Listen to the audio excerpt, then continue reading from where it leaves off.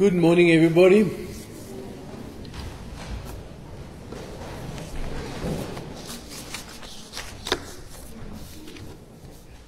Glad to see all the well-known faces and also the visitors' faces, even though I had to think a bit before I could place you. But welcome. Now I remember who you are. Welkom almal. Baie lekker om julle hier by ons Goeie Vrydag nagmaalsdiens te hê. Our call to worship this morning is from Psalm 22. And if you go and look at Psalm 22, you'll see that a lot of what's written there, Jesus either quoted in these last words from the cross, or it does describe scenarios of things that happened along the cross, around the cross. Our call to worship is 4 verses from Psalm 22. First is just verse 1 and 2. My God, why have you forsaken me? Why are you so far from saving me? So far from my cries of anguish. My God, I cry out by day, but you do not answer. But by night, but I find no rest. My God, waarom moet U my verlaat? Waarom is U ver daarvan om my te verlos? Ver van die woorde wat ek uitskreeu.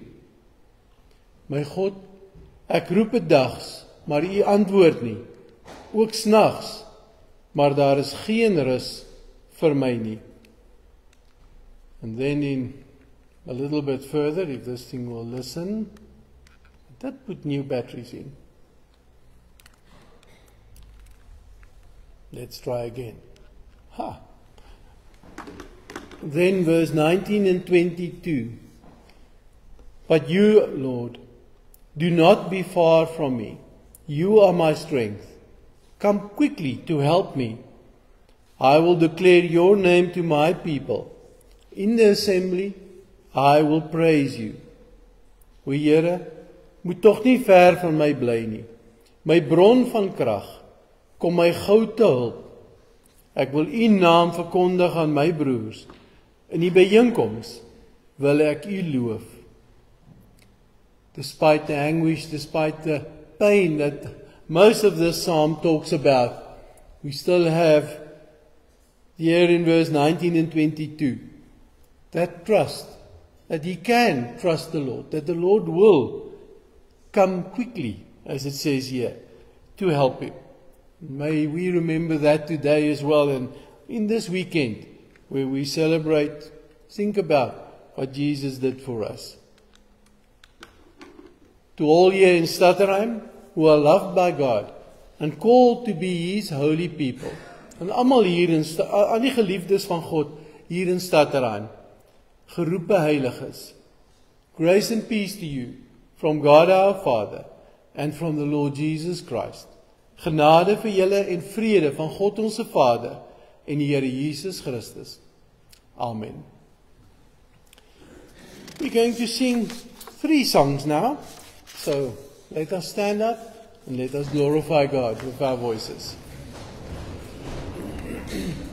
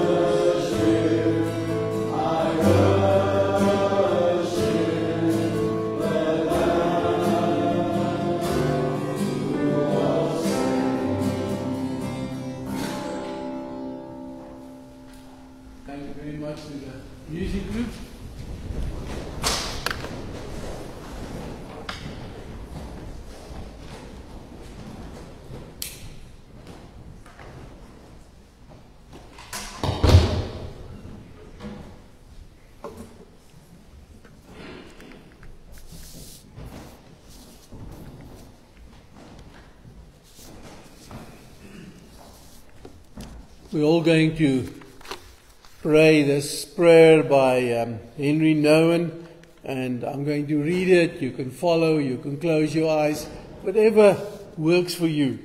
Let us all pray together. Dear Lord, your disciple Peter wanted to know who would betray you. Judas betrayed, but Peter denied you. Judas hanged himself. Peter became the apostle whom you made the first among equals. Lord, give me faith. Faith in your endless mercy, your boundless forgiveness, your unfathomable goodness. Let me not be tempted to think that my sins are too great to be forgiven, too abominable to be touched by your mercy. Let me never run away from you, but return to you again and again, asking you to be my Lord, my shepherd, my stronghold, my refuge. Lord, look at me. Accept my prayer as you accepted Peter's prayer, and let me not run away from you in the night, as Judas did. Bless me, Lord, on the Good Friday, and give me the grace to know your loving presence more intimately. Amen. Giving a moment of silence. There are some pictures that depict some scenes of that last week of Jesus' life before the crucifixion. So look at the pictures, come quiet, speak to God about what touches you today and what you need to hear, to see, to reflect on. Give a moment of silent prayer.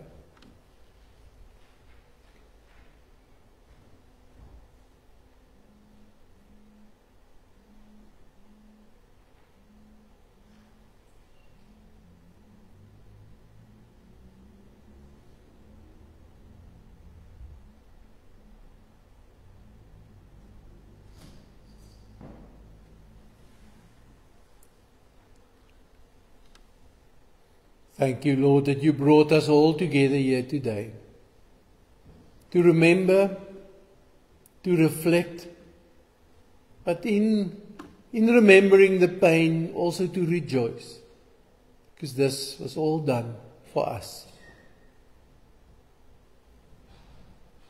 Will you now speak to us, Lord? When we listen to your words, will you really touch us through your Holy Spirit, that we can hear your voice? We ask this in Jesus' name alone. Amen. We're reading a long piece, both John chapter 18 and 19, but I'm not reading everything. I will skip along. Those that have their Bibles are welcome to follow. The English and Afrikaans will be on the screen, and I'll be reading the English this morning.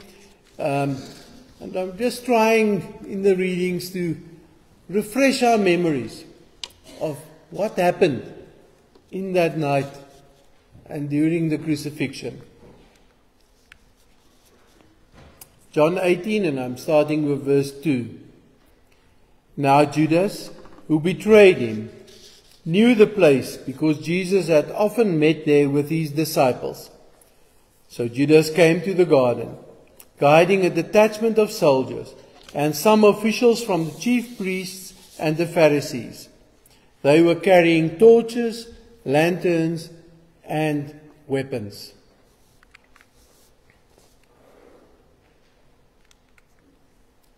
Verse 12. Then the detachment of soldiers, with its commander and the Jewish officials, arrested Jesus.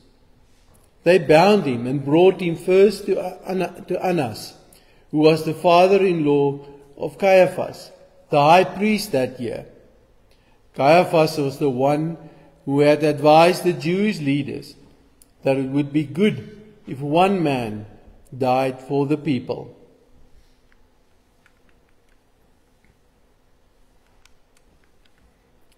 Verse 26.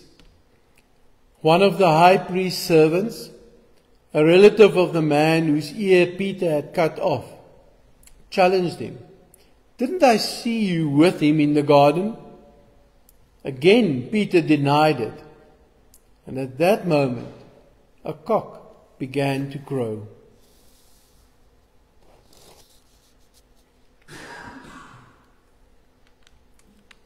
Verse 28. Then the Jewish leaders took Jesus from Caiaphas to the palace of the Roman governor. By now it was early morning, and to avoid ceremonial uncleanliness, they did not enter the palace, because they wanted to be able to eat the Passover. So Pilate came out to them and asked, "What charges are you bringing against this man?"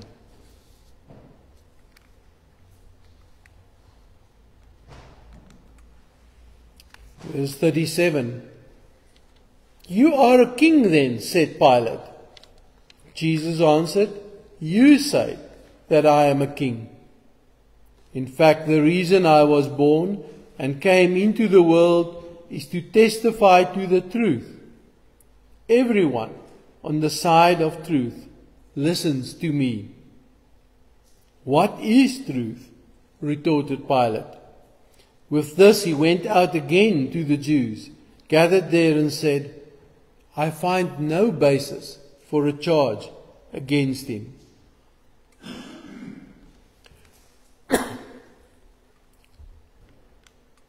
Then we go to chapter 19. Then Pilate took Jesus and had him flogged. The soldiers twisted together a crown of thorns and put it on his head. They clothed him in a purple robe and went up to him again and again, saying, "Hail, King of the Jews!" And they slapped him in the face.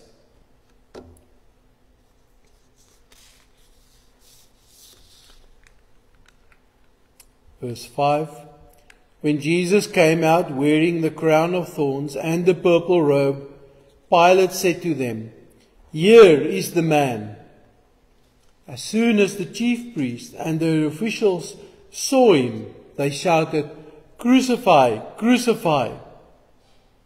But Pilate answered, "You take him and crucify him. As for me, I find no basis for a charge against him."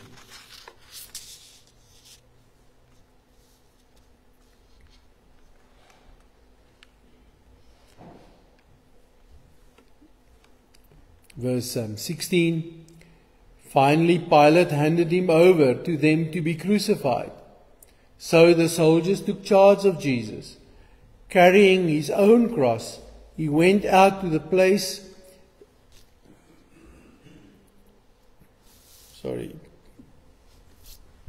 the place of the skull, which in Aramaic is called Golgotha, where they crucified him, and with him 2 others, one on each side and Jesus in the middle. Pilate had a notice prepared and fastened to the cross. It read, "Jesus of Nazareth, the King of the Jews."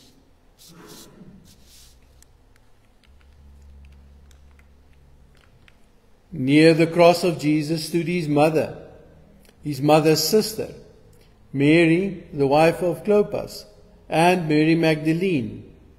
When Jesus saw his mother there and the disciple whom he loved standing nearby, he said to her, "Woman, here is your son." And to the disciple, "Here is your mother." From that time on, the disciple took her into his home.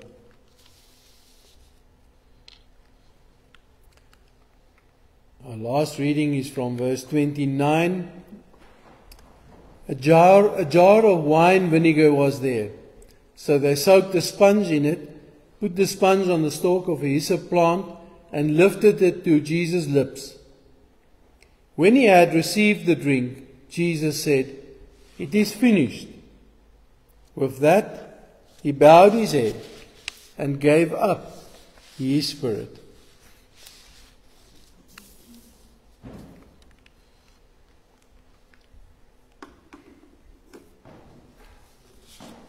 This is such a well-known 2 chapters. I think most of us can, if I press you, just about tell me the whole story without even looking in the Bible. And you can preach probably 20, 30 sermons from these two chapters.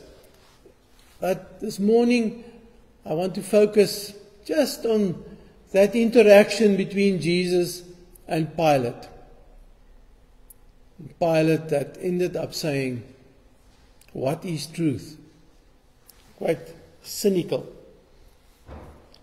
That's an important question. It's a question that's been asked for centuries. Well, in fact, I think in this day, it is sort of revived as a question again. What is truth? It's weird that a word called post-truth has been coined here in the 21st century, which even made it into the Cambridge Dictionary. And there it is described, post-truth is described as relating to a situation in which people are more likely to accept an argument based on their emotions and beliefs, rather than one based on facts. And in a sense, that's what happened there, in that whole interaction around Pilate. The chief priests, the Pharisees, they had made their minds up. And there was no way that Pilate was going to change their minds. This man had to die. Caiaphas was already, he already said earlier, it's better for one man to die. So there was this whole thing that we call post-truth now that was alive and well at that time. Emotions, beliefs, feelings counted way more than what Pilate could find out, that what Pilate could find out from Jesus. And it's interesting that John stresses that little bit there in verses 37 and 38. Because the word truth is repeated time and time again in the Gospel of John. Luke uses the word truth 12 times, Mark 14 times, Matthew 32 times, but John 69 times we read in the Gospel of John about the truth and the truth that Jesus brought. In the Old Testament, truth is always linked up with God's integrity. The fact that when God speaks, it is true. You can believe it. You can trust it. Now, Pilate seemed to, like many people today, he, instead of putting himself out there, instead of antagonizing the people, instead of pushing back too much, he just went along with the majority. Oh well, if you want to kill him, you just do it, but it's not on me. And we all know that well-known scene of Pilate washing his hands on what happened here. And you know, the funny thing and the sad thing is that sometimes that type of situation happens in faith communities, happens between Christians. If a certain style of preaching or a certain style of singing doesn't I don't like it, I push back, I complain, and whoever is the leaders in that congregation has to make a decision. Do they go with what they feel they have to do, or do they flow with the majority? Pilate knew the truth. He knew Jesus was innocent. He mentioned it twice in these passages that we read. But it wasn't popular. The people there were all shouting, "Crucify, crucify." And he was definitely not going to go out on a limb for this Jewish man brought to him by the Jewish leaders. He turned away from the truth. He bowed to whatever worked best for him, which gave him the least trouble that morning.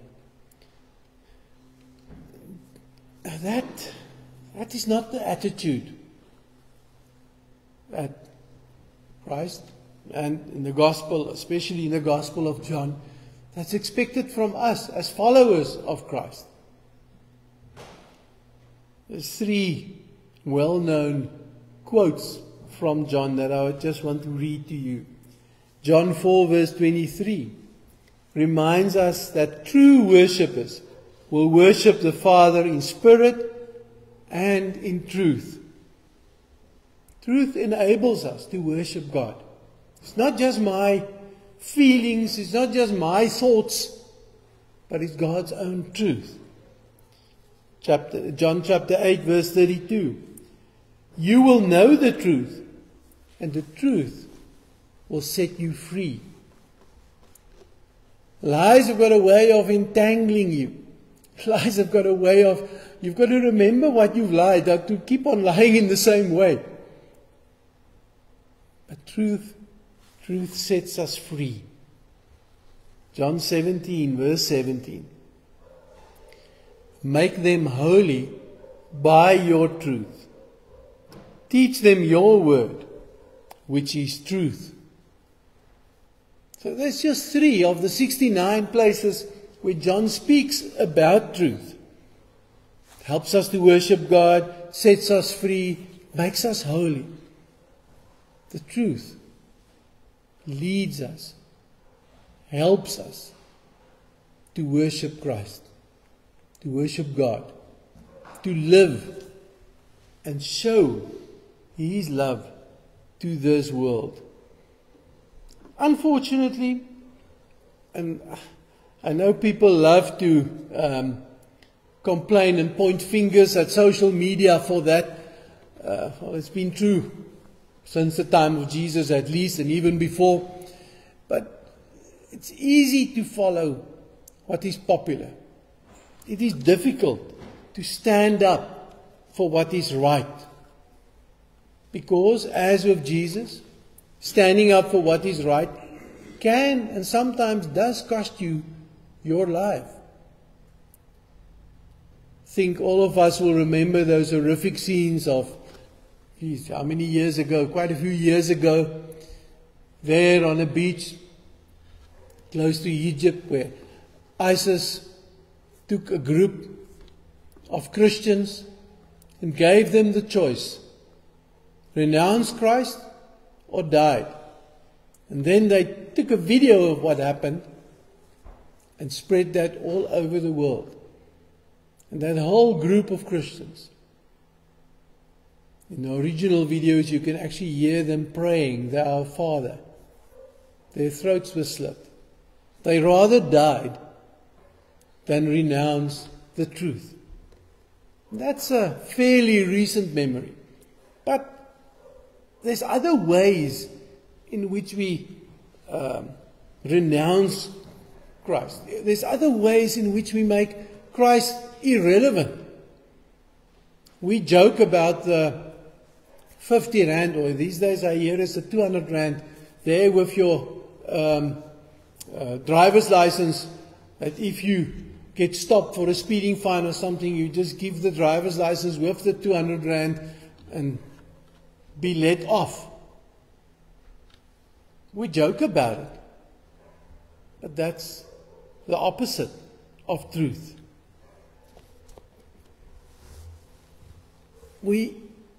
It's almost as if we don't hear and see when corruption happens anymore.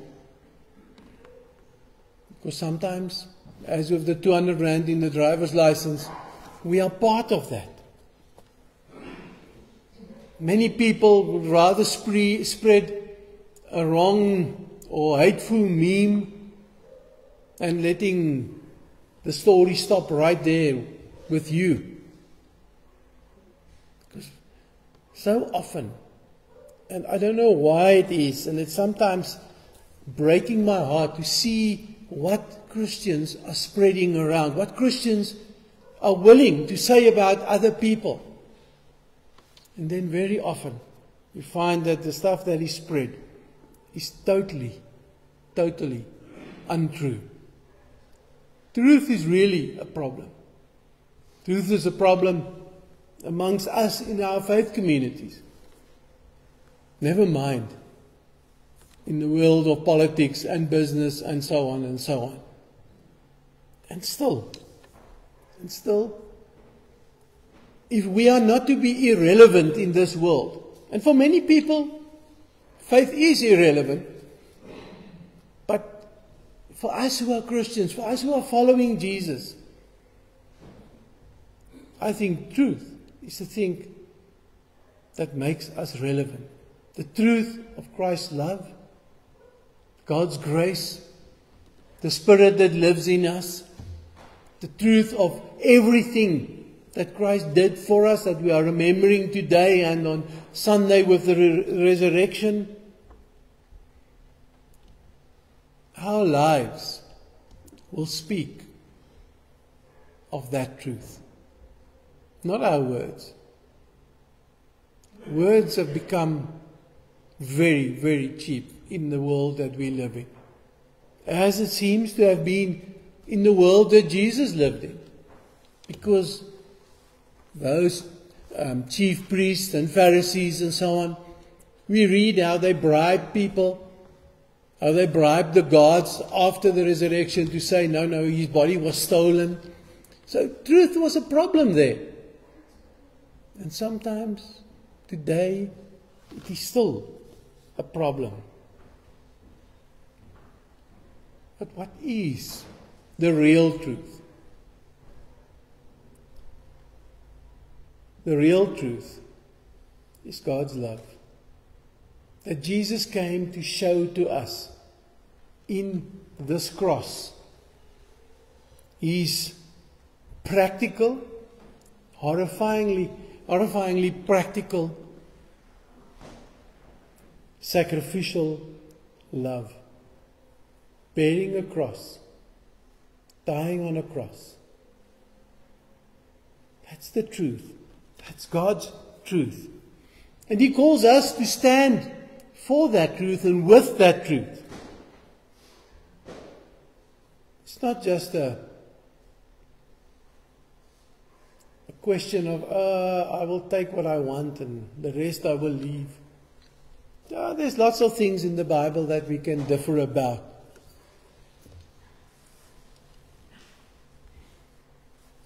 But as Paul said already, if Jesus did not die and rose on the third day, then all that we believe is a lie. Then Christianity is just a club. But the truth that we are reminded about today is this Christ that loves me and you. Don't know why, but He does. Loves me and you so much that He gave Himself fully. Yes, sometimes it disturbs our comfort because it asks us, His love asks us to act out of love, to act out of truth, and not to just join in with the popular sayings and with the going along with the flow type of thing. But the same love makes it possible for me and you to live in this world truthful lives that show something of God's kingdom that's come near. And that's the abundant life He wants to lead us into, that He promised for us. A life that we know that is given, that is a gift to each one of us, which He paid for, which He bought for us. And that is God's truth for each one of us. With His arms wide open, inviting us all to Him. Amen. We're going straight into communion. And as the first part of our communion, we're going to confess our faith. In a sense, we're going to repeat this age-old truth. I'm going to read the Apostles' Creed, and it's on the screen. You are more than welcome to read it with me. Actual fact, it would be nice if you read it out loud with me, where we confirm again that we want to hold on to this truth in Christ. I believe in God, the Father Almighty, creator of heaven and earth. I believe in Jesus Christ, God's only Son, our Lord, who was conceived by the Holy Spirit, born of the Virgin Mary, suffered under Pontius Pilate, was crucified, died, and was buried. He descended to the dead. On the third day He rose again. He ascended into heaven. He is seated at the right hand of the Father, and He will come to judge the living and the dead. I believe in the Holy Spirit, the Holy Catholic Church, the communion of saints, the forgiveness of sins, the resurrection of the body, and life everlasting. Amen.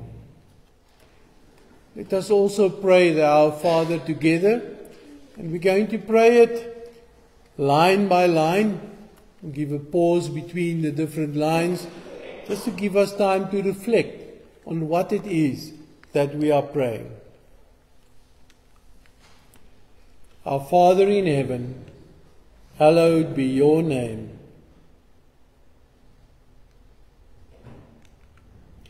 Your kingdom come.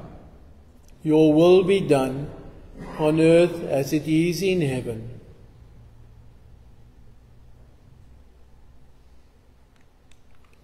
Give us this day our daily bread.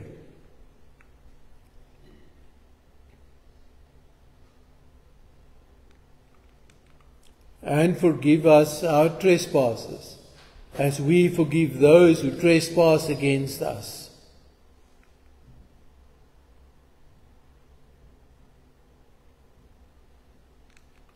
And lead us not into temptation, but deliver us from evil.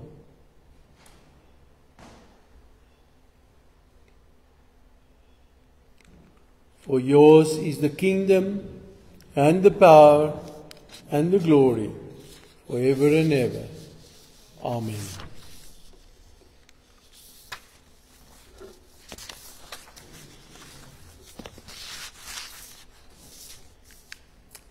I want to invite all of you who are here, everyone that accepts the truth of Christ, to join us in communion, to share with us. And I hope all of you have taken some bread and a glass there at the door already. And feel free to share this communion with all of us.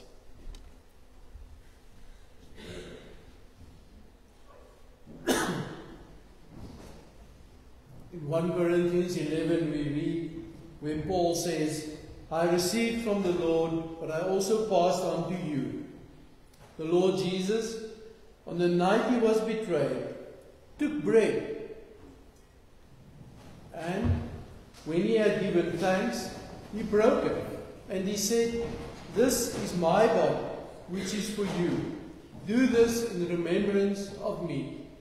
The body of Christ broken for all of us.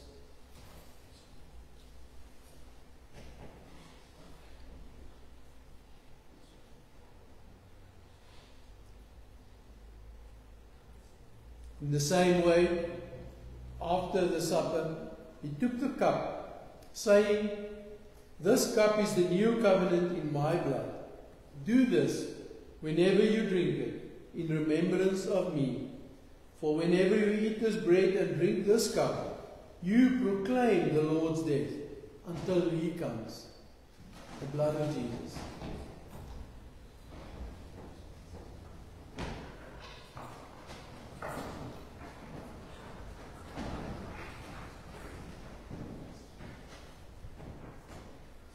Let us give thanks.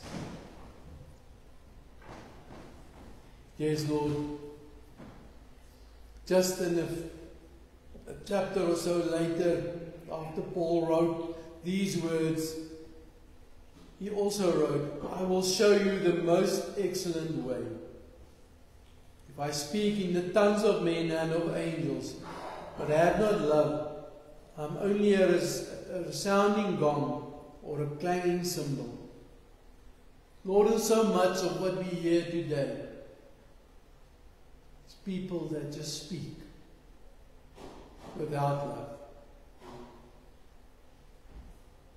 Lord, we thank you for your love that was proven to us on the cross, that was reaffirmed with the resurrection, and now is calling us, all of us, to live that love every moment. Thank you, Lord, that we can hold on to the truth of your love, that nothing can rip us out of your hands, and that as sure as we've felt and tasted and smelled this cup and this bread this morning, so sure is your love for each one of us. Lord, we glorify your name. We praise you, together with Christians all over the world that get together today. Lord, we know some of them do it in fear of attacks in different ways. But thank you, Lord, that you enable all of us to hold onto your truth, to live, to show in our lives your truth. Will you keep us close to you as we've got the taste of this cup in our mouths, that we will be reminded that is how close you keep us to your heart. Thank you for this in Jesus' name alone. Amen.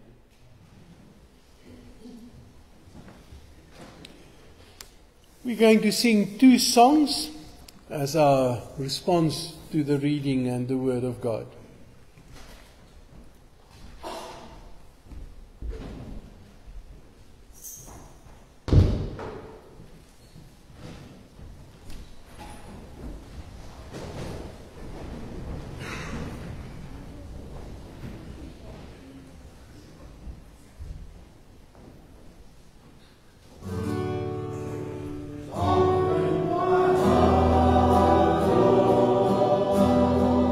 Sovereign